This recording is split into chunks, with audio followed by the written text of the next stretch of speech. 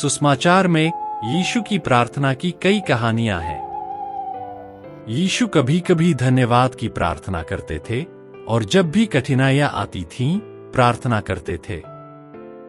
प्रार्थना करते समय वह कई बाधाओं को पार करते हैं। जब यीशु यरूशलेम गए तो वह जानते थे कि उन्हें क्रूस पर मार दिया जाएगा और उन्होंने अपने शिष्यों को ऐसा बताया। उनके पास और भी अधिक प्रार्थना करने के अलावा कोई और विकल्प नहीं था। हालांकि वह जानते थे कि उनके चेले उन्हें छोड़ देंगे, मगर उन्हें एक एक करके परमेश्वर की मर्जी पूरी करनी थी और उन्हें इससे कोई ठेस नहीं पहुंचनी थी। क्रूस पर अपनी पीड़ा और मृत्यु से पहले यीशु प्रार्थना करने के लिए अपने शिष्यों पतरस, याकूब और यूहन्ना के साथ गतसमनी के बगीचे में गए। यीशु ने अपने शिष्यों से कहा, प्रार्थना करो कि तुम परीक्षा में न पड़ो, और फिर कुछ दूरी पर परमेश्वर से प्रार्थना की।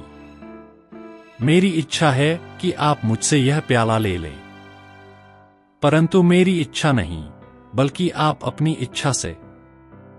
वह इतना गंभीर और कठिन था। लूका का सुसमाचार कहता है कि उस व्यक्ति यीशु का पसीना खून की बूंदों की तरह जमीन पर गिर रहा था। लेकिन दुर्भाग्य से जिन शिष्यों को यीशु ने कई बार जगाए थे और जिनके साथ प्रार्थना करना चाहते थे, वे सभी सो रहे थे। यीशु ने अपने शिष्यों को जगाया और कहा, अब चलो, वे मुझे लेने आ गए हैं। यह तब था जब यहूदा, यीशु के साथ विश्वासघात करने वाला, यीशु के पास आया और उसका अभिवादन किया। नमस्ते रब्बी, और उसने यीशु को चूमा।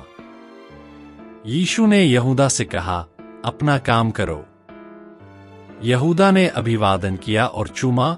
जो उसके साथ आए थे उन्हें एक संकेत भेजा। लोगों ने यीशु को पकड़ लिया।